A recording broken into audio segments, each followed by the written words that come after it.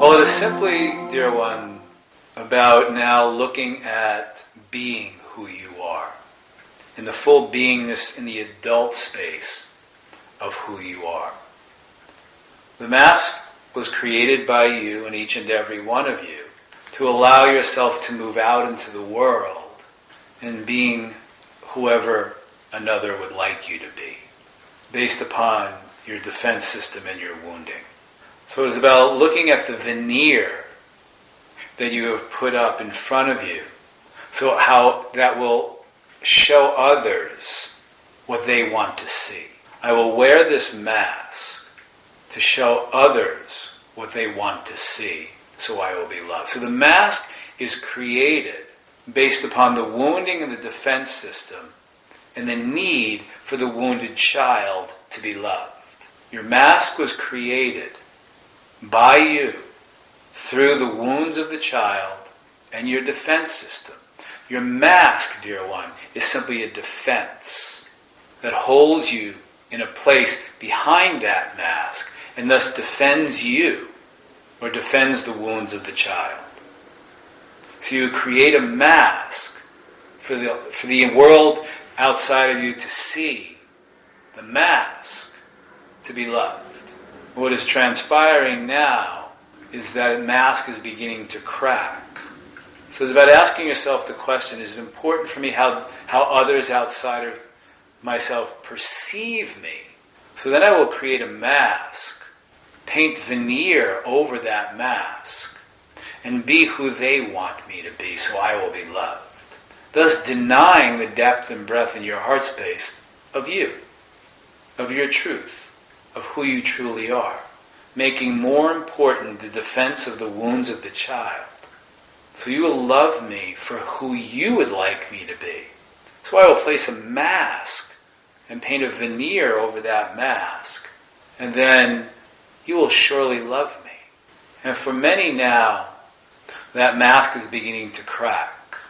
So the question we have for each and every one of you, is it important to keep that mask in place as a barrier, as a curtain, as a veil in front of you, just so you will be loved by others?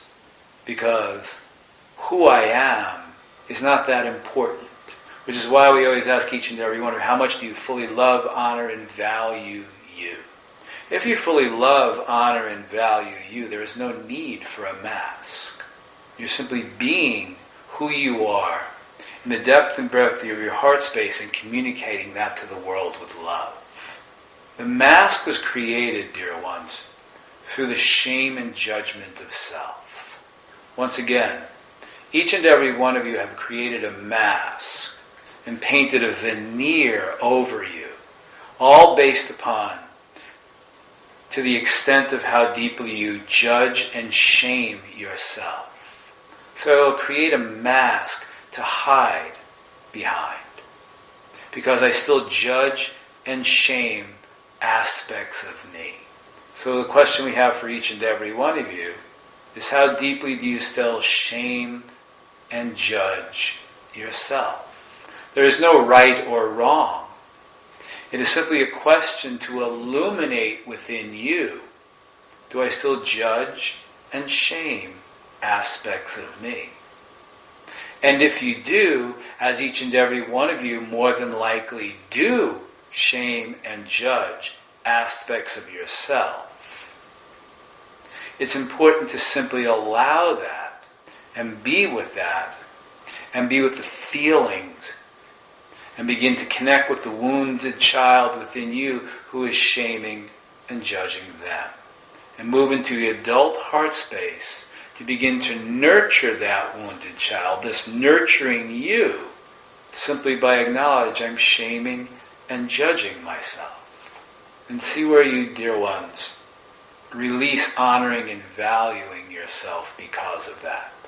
So your mask was created, dear ones, based upon the depth and breadth of how much you judge and shame yourself. As each and every one of you are moving into a place of honoring and valuing yourself more deeply, you're becoming more cognizant of the mask you had created based upon the shame and judgment of yourself.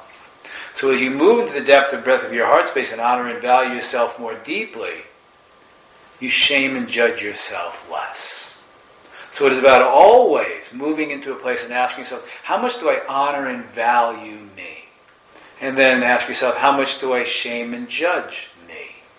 As the scales begin to shift, dear one, between you honoring and valuing yourself more deeply, you will then be able to nurture those aspects of yourself and the wounds of the child that you shame and judge. And then the mask begins to crack.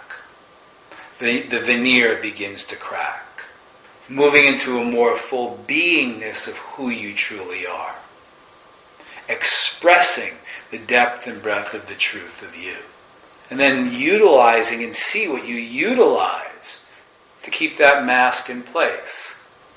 Quite possibly always thinking that you need to be perfect for others out into the world.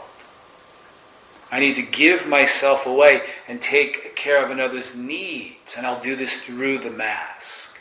Because this is how others will love me and honor me and value me. So it is about moving into a greater depth of honoring and valuing and loving you, and then moving into the place of knowing that you are loved by others for who you are, not placating them through your mask. So the mask was created based upon the depth and breadth of you and how much you judge and shame yourself. As you move into a greater sense of honoring and valuing yourself, you will then begin to enlighten yourself to see where and why you judge and shame yourself. And when you begin to see that, then the mask will begin to crack. And for many, that mask is cracking. For many, the question is it so important for me how others perceive me in the world? So then I will create this mask so they perceive me, so it is safe for me. And then they will love me. If I portray a person who they want to see, then they will love me. But are you truly being who you are? So it is about shifting the relationship that you're having with others and changing the relationship that you're having with yourself. Do I love, honor, and value me? And how much do I love, honor, and value me?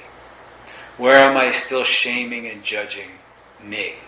See where you are within that, and then you will see your mask, dear ones, and why you created that mask.